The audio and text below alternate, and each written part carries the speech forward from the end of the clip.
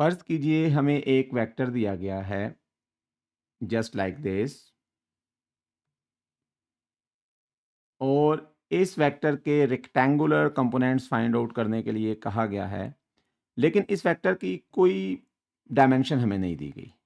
ना ही इस वेक्टर की हमें लेंथ पता है और ना ही इस वेक्टर की हमें कोई एंगल पता है एक्स एक्सिस से या किसी भी एक्सिस से। तो देखिए इसके रेक्टेंगुलर कंपोनेंट्स फाइंड आउट करने के लिए इस केस में कि जब आपको इस वेक्टर का कुछ भी मालूम नहीं है तो सबसे आसान तरीका है ग्राफिकल मेथड। आप क्या करेंगे, आप इसकी टेल पे एक एक्स एक्सिस ड्रॉ कीजिए और एक टेल पे एक वाई एक्सिस ड्रॉ कीजिए। इसको ओरिजिन बना दीजिए। इस पॉइंट से इसके हेड से एक वर्टिकल परपेंडिकुलर ड्रा कीजिए एक्स एक्सिस पे और हेड से एक परपेंडिकुलर ड्रॉ कीजिए वाई एक्सिस पे। अब यूनिट वेक्टर्स यानी कि जिस तरीके से ये हमारा एक्स एक्सिस में यूनिट वेक्टर है, मैं इसे एक कलर पेंसिल से शो करता हूँ। जस्ट इन यूनिट वेक्टर्स को आप ओरिजिन से प्लेस करना शुरू कर दें और देखिए कि एक्स एक्सिस में कितने यूनिट वेक्टर्स फिट आएंगे। Just like this.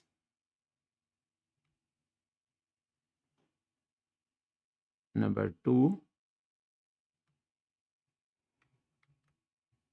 और अगर मैं इसको भी प्लेस करूं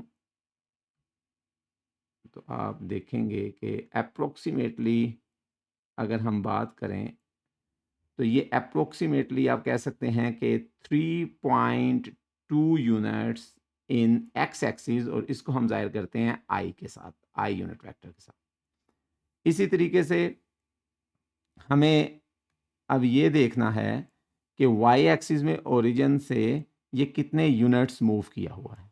तो इसके लिए हमारे पास यूनिट वेक्टर इन वाई एक्सिस हम यूज़ करेंगे। हम इसे ओरिजिन पे प्लेस करेंगे। एक और हमें यूनिट वेक्टर चाहिए, हम इसको कॉपी पेस्ट करते हैं और एक यूनिट वेक्टर हम इस जगह पे प्लेस कर देते हैं। तो आप अगर हम अप्रोक्सीमेट बात करें तो अप्रोक्सीमेटली हम तकरीबन 1.2 यूनिट्स जे में मूव किए हैं। तो देखिए इससे आपके पास इस वेक्टर के रेक्टेंगुलर कंपोनेंट्स आ गए हैं। यानी कि अब हम इस वेक्टर को लिख सकते हैं, this is the a vector having 3.2 units in x axis plus 1.2 units in y axis. ये जो यूनिट्स हैं ये मैं इधर थोड़ी सी बात करना चाहूँगा। ये जो कलर की लेंथ है ये कितनी होगी। देखें अगर आपकी प्रॉब्लम में आपने यूनिट्स मिलीमीटर रखे हैं तो इस कलर की लेंथ यानी कि यूनिट वेक्टर की लेंथ 1 मिलीमीटर होगी। और अगर आप अपनी प्रॉब्लम में यूनिट्स सेंटीमीटर सेलेक्ट कर चुके हैं तो इस कलर की लेंथ यानी कि यूनिट वेक्टर की लेंथ 1 सेंटीमीटर होगी।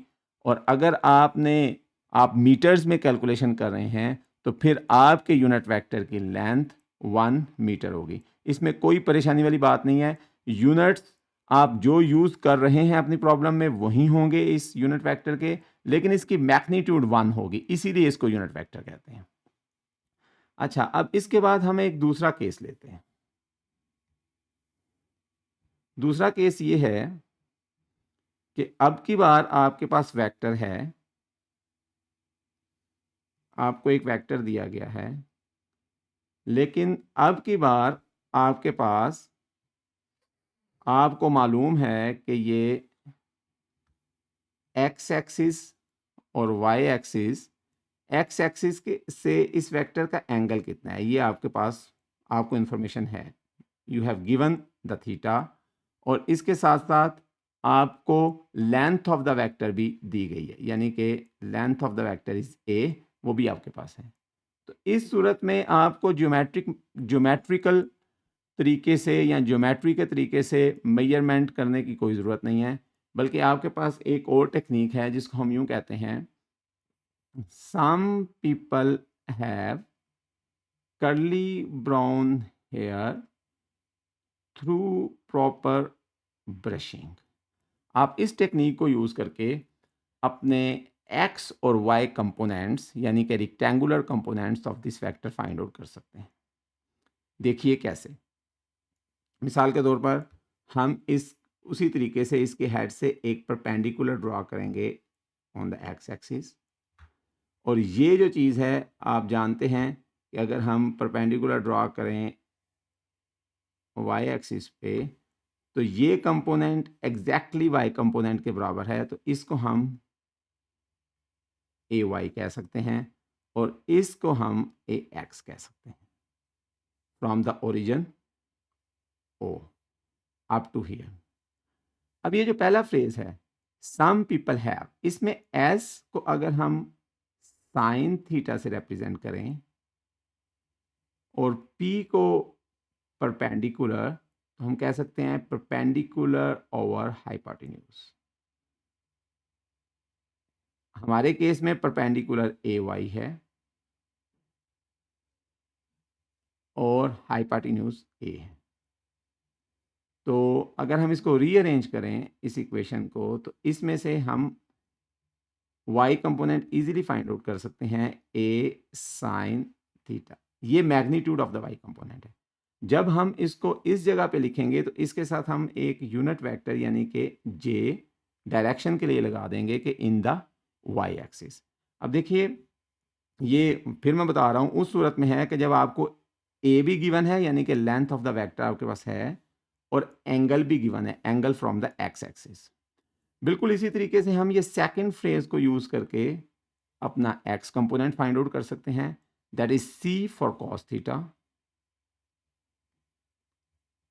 Is equal to b for base divided by hypotenuse, तो बेस डिवाइडेड बाय। अब देखिए इसमें बेस हमारे पास ax है और h की जगह पे हम a पुटअप कर सकते हैं और इसको रीअरेंज करके आपके पास ax is equal to a of cos theta आ जाएगा। और इस सूरत में दिस इज द मैग्नीट्यूड और इसके साथ हम यूनिट वेक्टर यानी कि i पुटअप कर देंगे। तो ये आपके पास एक मेथड है rectangular components of A find out करने के लिए, जबकि आपके पास ए मैग्नीट्यूड भी गिवन हो और थीटा भी गिवन हो। इसके बाद एक और चीज़ हम देखते हैं। फर्ज कीजिए कि अब आपके पास आपको ये वेक्टर दिया गया है, लेकिन अब की बार आपको इसके रेक्टेंगुलर कंपोनेंट्स दिए गए हैं, यानी कि आपको एक्स एक्सिस और वाई एक्सिस में इसके कंपोनेंट्स आपके पास हैं। ए एक्स भी आपको मालूम है और ए वाई भी आपको मालूम है, और कहा यह गया है कि ए वेक्टर मालूम करें फ्रॉम द कंपोनेंट्स। तो इसके लिए pythagoras आपको याद होगा, एक साइंटिस्ट हैं।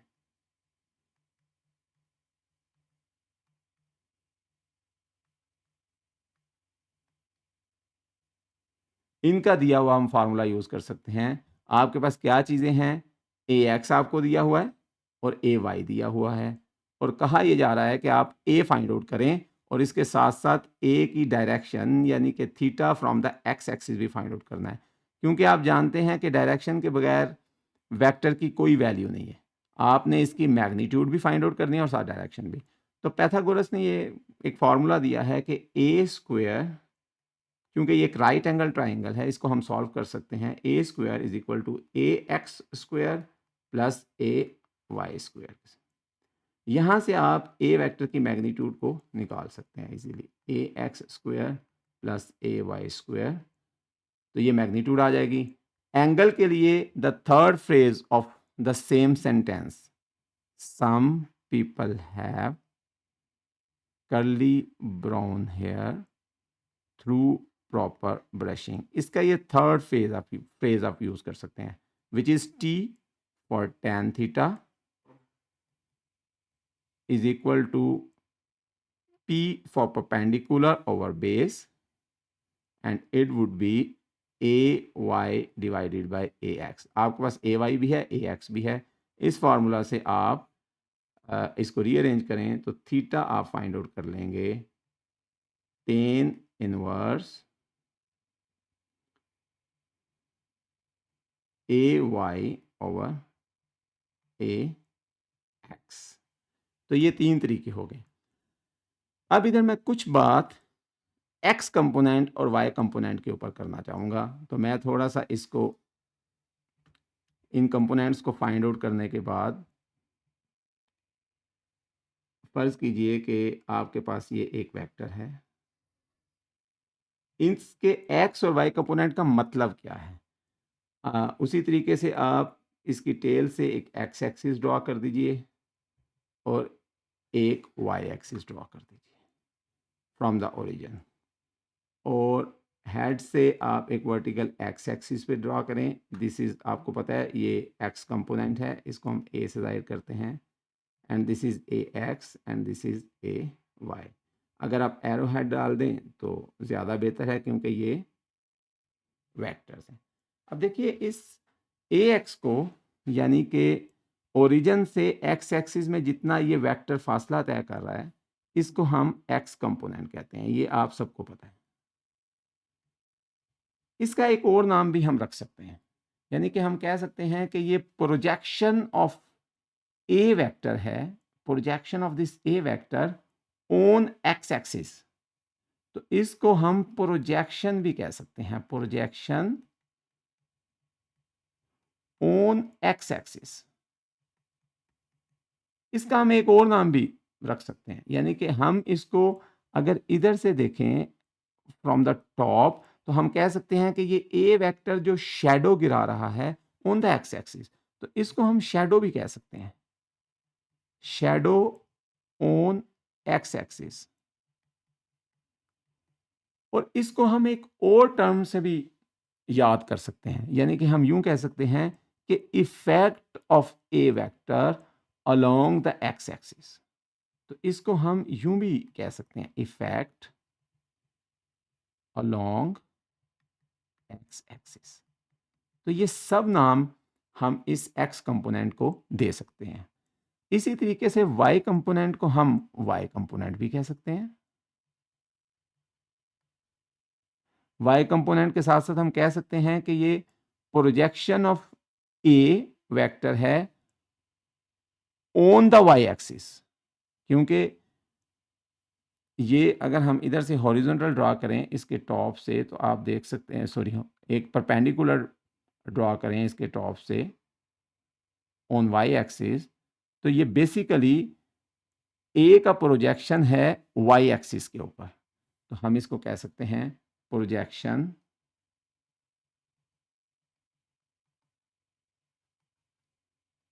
On y axis. इसके साथ साथ हम इस y कंपोनेंट को अगर हम इस साइड से देखें तो यूं भी कह सकते हैं this is the shadow on y axis, shadow of vector a on y axis. So this is the shadow on y axis. और लास्टली हम ये भी कह सकते हैं कि this is y component is the effect of vector a along y axis. So effect along y axis.